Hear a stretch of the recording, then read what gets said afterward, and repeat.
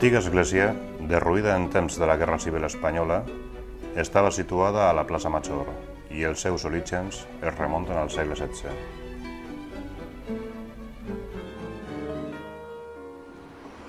Molt històrica aquella església, perquè aquella època era una cosa de lo bonico que hi havia. I tenia uns sants molt bonicos, que venien de moltes poblacions a veure els sants que hi ha en aquesta església i les professors, que era un magnífic tot. A partir d'aquella fecha la destrossaren i agarraren a muntar on està ara l'església. Ara està nova. I resulta que han fet una església de molta categoria.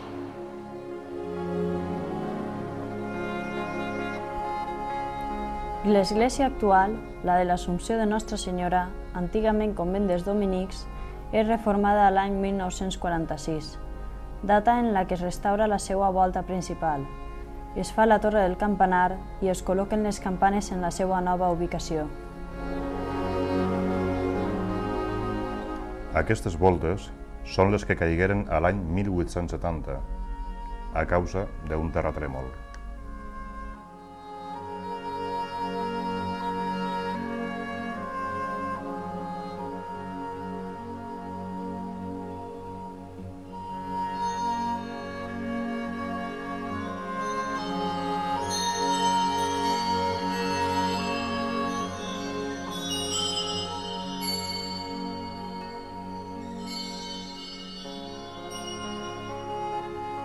És un vast edifici de 1.153 metres quadrats, que inclou una nau central i capelles laterals entre els contraforts. Presenta una façana de proporcions rectangulars que ocupa tot el front.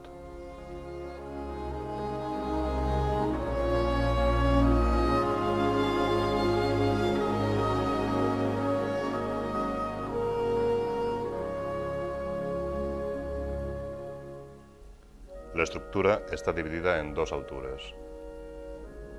L'altura inferior, encara que es va reconstruir, data del segle XVIII i està partida entre obertures emmarcades per 6 pilastres jòniques.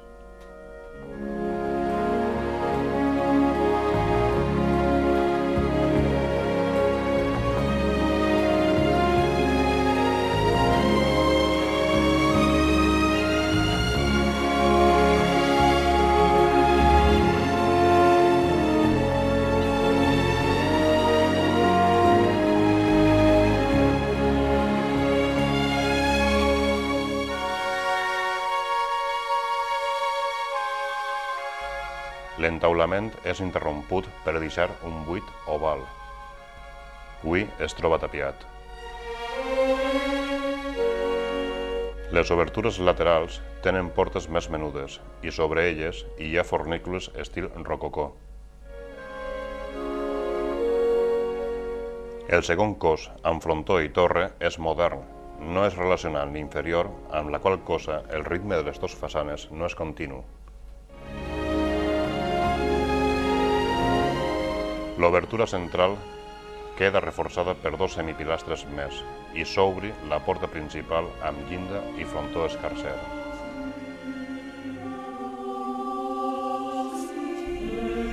L'altar major està dedicat a la Verge i don Vicent Climent, retor de la parròquia, ens explica. L'altar major de l'església de l'Assumpció de la Nostra Senyora de Carlet està dedicat, evidentment, a la Verge Maria en el dogma de l'Assumpció. Tenim al centre la imatge que ens representa la elevació de la Mare de Déu per els àngels al cel. Nosaltres creiem precisament a través d'este dogma les paraules de Jesucrist de reunir a sa Mare en companyia d'ell.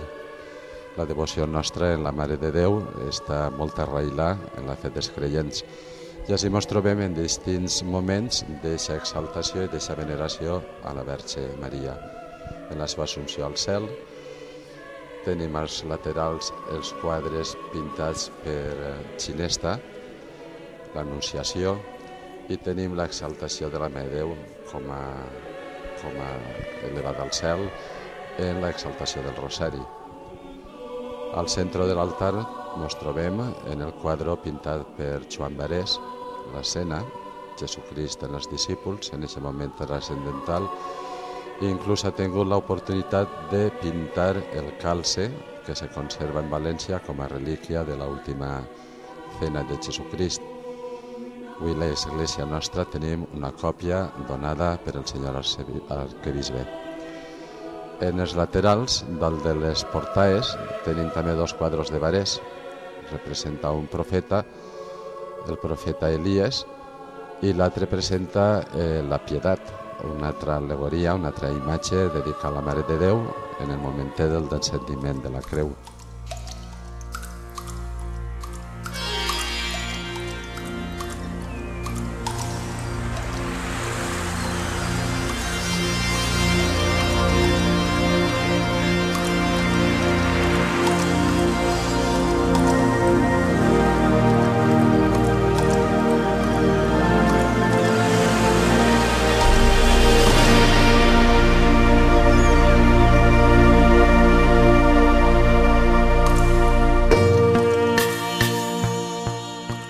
És normal trobar-se en la majoria de les esglésies una imatge de Jesucrist crucificat. Estem davant d'una d'ell, una imatge molt ben treballada, una imatge molt digna, però sobretot, i per a un creient, al mirar la imatge de Jesucrist crucificat, ens està parlant d'aquesta entrega que en un moment determinat se va confirmar com a voluntat de Déu Pare, entregar-se la creu per a salvació nostra, morir per la salvació de tots. Santa Rita és una imatge molt popular dins de les devocions cristianes, una santa que ha passat al sentit cristià, al sentit creient, com a abogat dels impossibles, per ser la seva vida, una vida prou difícil. Va tindre etapes que normalment no se donen en la vida de tots. Fadrina, dona casar i després religiosa, al morir el seu marit. El 22 de maig se celebra la seva festa. A través de l'associació d'Ames de Casa Tirius, el 22 de maig celebren una missa d'acció de gràcies. I en setembre, en les festes patronals, li dediquen un dia en la que la festa per excel·lència és les Ames de Casa en honor a Santa Rita. Celebren la missa en acció de gràcies i un dinar de germanor. Ens trobem davant d'un personatge entre el pas de l'Antic al Nou Testament. Se venera con San Joaquín. No sé així el per què o quin motiu a lo millor està a la nostra església, però en definitiva, com tots els sants, ens senyalen el camí de cara a Déu. El vescam en pas de caminant, en un bastó en la mà, i en fòlios que se suposa que perteneixen entre aquest pas de l'Antic al Nou Testament. Sant Joaquín nosaltres el coneguem com el pare de la Verge Maria.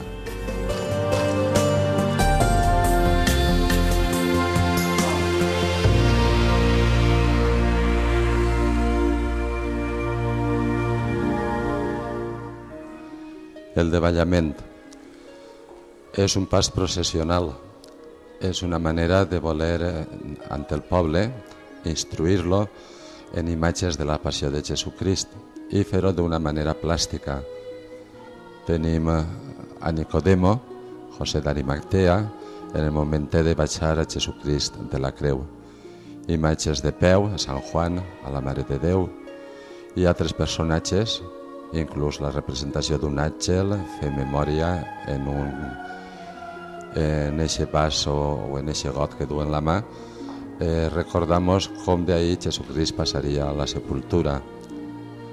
És una obra molt apreciada així en Carlet i per als creients ens motiva en aquests momentets de Jesucrist que va morir per nosaltres, que després seria sepultat en l'espera de la resurrecció.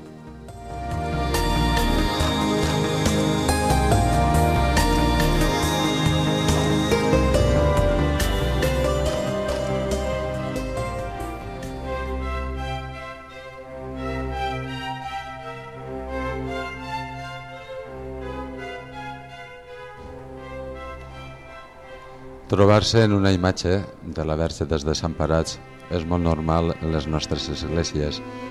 Així en Carlet tampoc falta aquesta devoció encaminada a través d'esta imatge de la Verge en aquest títol tan dolç i tan volgut per tots els valencians, Verge dels Desemparats.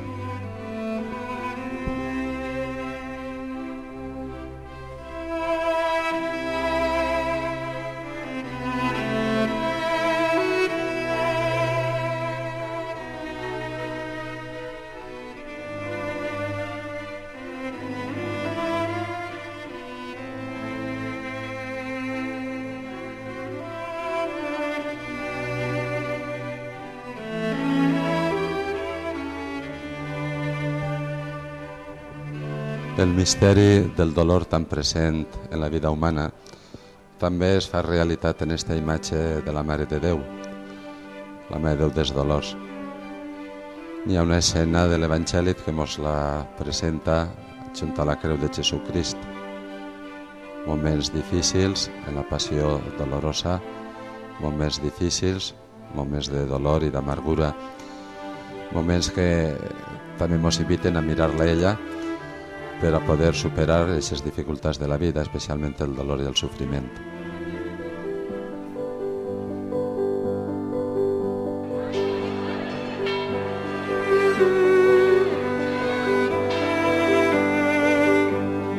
Una mirada i una cara serena dins d'aquesta expressió de dolor, una imatge de Jesucrist per a la Setmana Santa, el Nazareno. Aquests momentets en què, carregat en la creu, Jesucrist se trasladava al Monte Calvari. Per a nosaltres continua sent aquest camí de la vida en el que, a través dels passos o els camins que anem fent, ens trobem també a Jesucrist en tots els nivells de la nostra vida. Sofriment, alegria, moments d'esperança, moments també de serenitat i de calma. La imatge del Nazareno, molt venerada en la nostra parròquia. Tots sabem que de dins, ens diu el mateix Jesucrist, de dins del cor neix lo bo i lo mal. Una imatge del cor de Jesús, una imatge molt bonica, molt decorada, però que en definitiva ens està parlant de l'amor de Déu, d'aquest amor misericordiós de Déu a través de Jesucrist, que és el que ens l'ha revelat. Esas paraules d'ell, venid a mi los que estáis cansados y agobiados, yo os aliviaré. Així tenim una preciosa imatge del cor de Jesús, venerada en la nostra parròquia. Imatge de Sant Josep. Ens el representa agarrant de la mà a Jesucrist de xicotet. Sant Josep tan popular i tan conegut també per els valencians. Normalment no falta en ninguna de les nostres esglésies. I també la majoria dels nostres pobles el celebrem el dia 19 de març a través de lo que és tan conegut i volgut per nosaltres, les festes falleres. Esta imatge donada per la Caixa de Carlet a la Junta Local Fallera per a que dins de les festes de falles, el dia que celebrem, el dia 19 de març que celebrem la festa de Sant Josep, puga presidir la Eucaristia. Per a nosaltres, Sant Josep continua sent un modelo de fe, claro. La imatge de Santa Cecília. Santa Cecília sabem per la història, pels seus biògrafos, que era una màrtir cristiana dels primers anys de l'època de Diocleciano, una de les grans persecucions. Començà a ser venerada per tots els cristians d'aquell temps i ha arribat fins a nosaltres la seva fe i la nostra devoció com a patrona de la música. Així, indiscutiblement, en el nostre poble, en la nostra ciutat de Carlet, la celebra a través de les bandes, de la unió musical i l'artística. Ambes munten els seus actes en honor a Santa Cecília i, clar, també com el sentiment religiós no deixa de fer el que se celebra també la missa en honor a Santa Cecília. Un altre màrtir dels primers segles de cristianisme, Santa Bàrbara. De Santa Bàrbara ens arriba una curiositat en el sentit de que va ser el propi pare el que la castigà, perquè era de família rica, la castigà perquè se va convertir al cristianisme, la tancà en una torre i va ser el mateix pare el que la va martiritzar, el que la va matar. Santa Bàrbara es venera com a patrona de l'agricultura i junt a Sant Isidre se celebra la seva festa dins de les festes patronals. Els dos, Santa Bàrbara i Sant Isidre, són protectors de l'agricultura. Sant Isidre sabem que era espanyol, del segle XVII, nascut en Madrid, casat en Maria de la Cabeza i que treballava per un tal Juan Vargas. Se distingueix Isidre per ser un home treballador, un home del camp, i al mateix temps el seu sentiment religiós que l'han dut a ser venerat com a sant. Don Rafael Climent, rector d'aquesta parròquia de l'any 1987 a 1997, ens explica les imatges que trobem a la part dreta de la parròquia. La dormició, l'Assumpció de la Mare de Déu, que està gità, que és la dormició. La Mare de Déu va ser la mort com una dormició i després la seva assumpció al cel. Se celebra la festa el 15 d'agost i és la titular de la parròquia. Tenim també a Sant Josep en el mateix retable que el patró de les Falles, el 19 de març, teníem la festa que la traiem en les Falles, després de l'ofrena, portàvem la imatge a la Fallera Major i allí dormia eixa nit. Al dia següent anàvem en Candelero, Monaguillos, el senyor Retor i la portàvem en Provessó a l'església. Entretant anàvem cruzant falles que totes anaven en la seva música per la missa solemne de la parròquia. La Mare de Déu del Carmen se troba també allí al costat, que és el 16 de juliol, és la seva festa. Lo particular d'ella és l'escapulari, en què ella, en la devoció a la Mare del Carmen, ella promet que el que porta i muiga en l'escapulari posat no se condenarà. Jo, des d'escolanet, que ve al meu retor que li imposava els malalts, ara de retor continua el mateix. Ja els malalts es imposa l'escapulari a del Carmen per assegurar la seva salvació. Santana, la Mare de Déu, la tenim ahí també. És un altar molt preciós que en aquesta decoració que feren de tota la iglesia, en l'ajuda del poble, ha quedat molt bonico tot. Al costat, ja mirant per acá al centre del claustre, la nave central, tenim a Sant Pere. De les claus, és el primer papa en el que va responsabilitzar el nostre Senyor en la seva fundació de la Iglésia en la terra, al primer papa i la seva cabeza visible en la terra.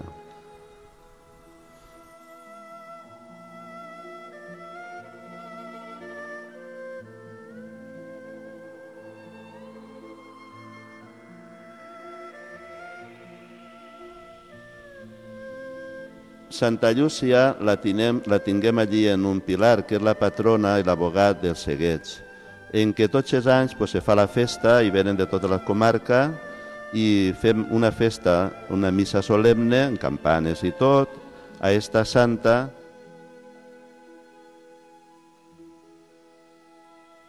La Milagrosa, que s'encontra en l'altar siguiente, és la patrona també de les filles, les hijas de la Caritat, i també se professa molta devoció, perquè dir Mare de Déu és immediatament dir que és la Mare nostra, morat els seus fills, i acudim per a trobar sempre ajuda, protecció en els seus milagres.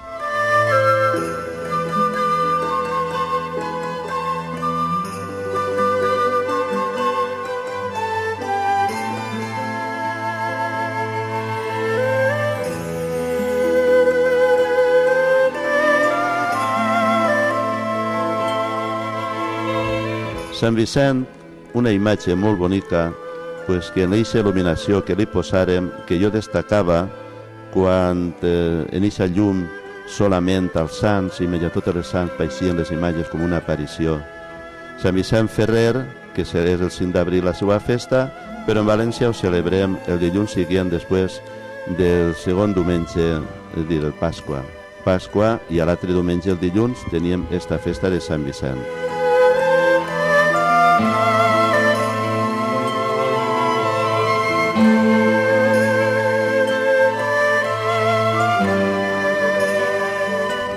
La Verge de Fàtima,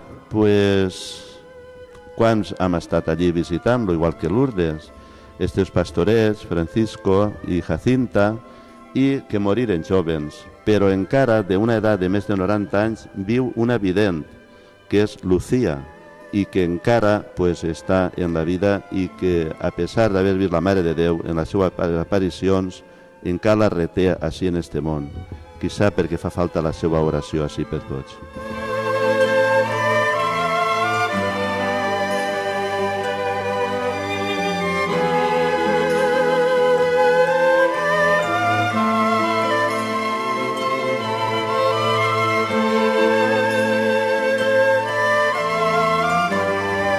La Puríssima és una imatge també extraordinària. Jo vaig tindre el gust i la sort de renovar, és dir, restituir, però va ser per un any solament, la festa de les Hijas de Maria.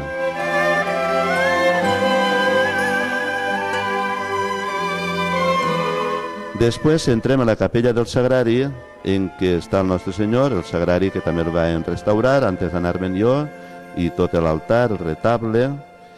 I, sobretot, tenim allí els sants Bernat, Maria i Gràcia.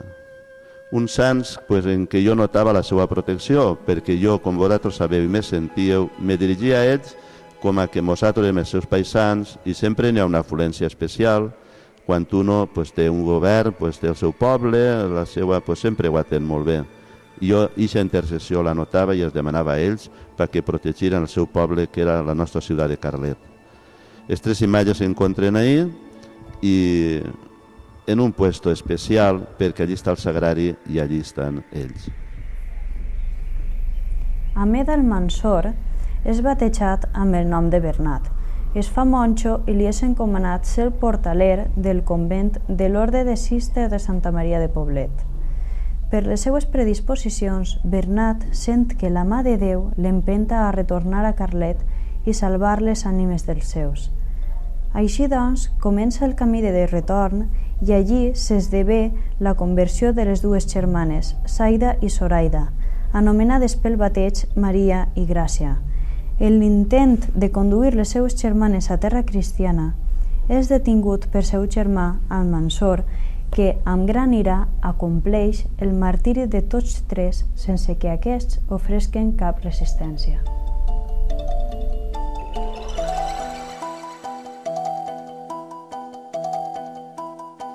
De les imatges religioses que es conserven a l'església de l'Assumpció, la més rellevant és, sense dubtes, la de Santa Maria de Carlet, emmarcada en la tradició medieval de les escultures de la Mare de Déu, concebudes com a tron de pronunciada frontalitat, hieratisme i solemne rigidesa. Es tracta d'una verge tallada en fusta i policromada, la datació de la qual es situaria entre finals del segle XIII i principis del XIV, encara que la decoració és posterior, possiblement del segle XVII. Esta imatge va ser trobada a una casa particular l'any 1962. Curiosament, la mateixa on es va guardar, l'amagat durant la Guerra Civil, el Sant Calce de la Seu de València. Per tal de datar-la i establir el seu valor artístic, es sol·licitaren informes tècnics de l'Arquebisbat de València i al Museu Diocesà de Barcelona. Precisament, el director del citat museu remet una carta al rector de Carlet, don Francisco Cibedo, en la qual destaca l'indiscutible valor de la troballa y le recomana proceder con mucha cautela al efectuarse la necesaria restauración, siempre respectant las venerables trazas del tiempo. Així mateix, destaca que la imatge de Santa Maria de Carlet és un magnífic exemplar de notable bellesa. Les festes majors de l'any 1964 foren les primeres que es celebraren sota l'advocació, compartida amb els sants patrons Bernat, Maria i Gràcia, de Santa Maria de Carlet. La Mare de Déu va fer la seva entrada oficial en la població i va ser rebuda pels carletins amb una ofrena de flors. Després, acompanyada del poble i les autoritats civils i eclesiàstiques, la imatge es trasllada a l'església parroquial, on es conserva actualment.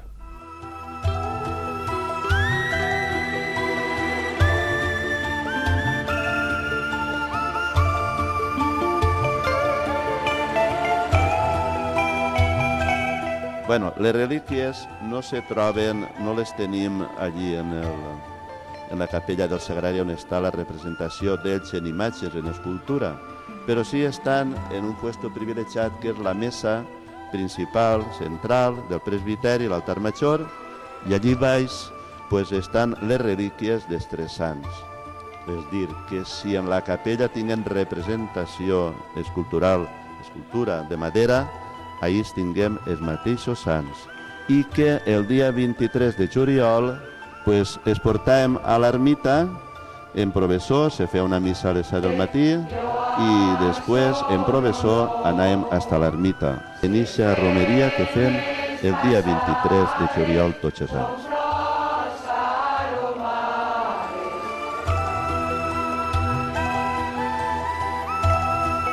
Estem contemplant les imatges de Sant Bernat, Maria i Gràcia, els nostres patrons, els fills de Carlet, màrtirs de Jesucrist.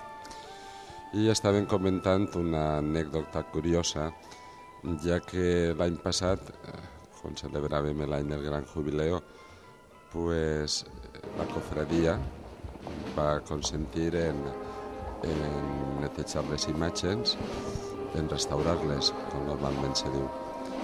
I el curiós és que se les endugueren a València, es van restaurar a Restauro, precisament se diu, esta societat que treballa en este sentit.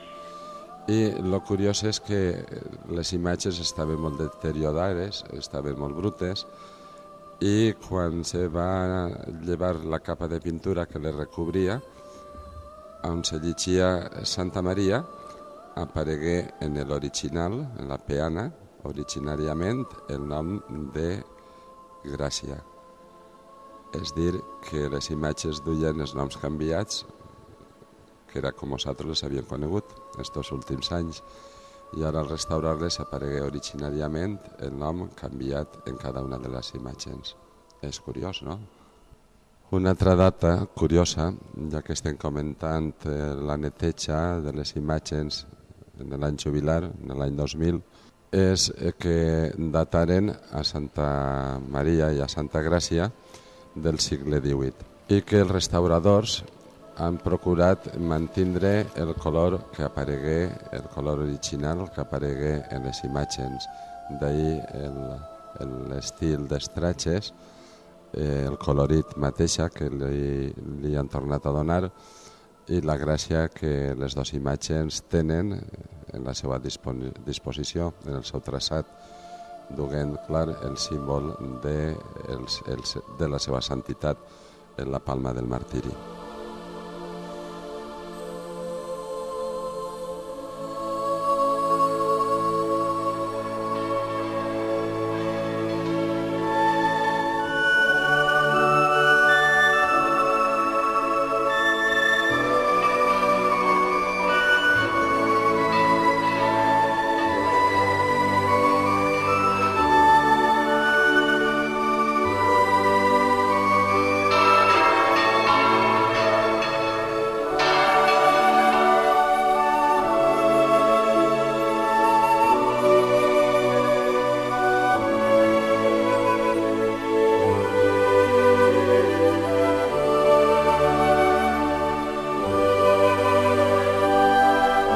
Aquestes explicacions que hem escoltat ens ajuden a conèixer un poc més com és l'Església de l'Assumpció, que, rematat l'edifici amb el seu campanar corresponent, ens crida a una visita obligada.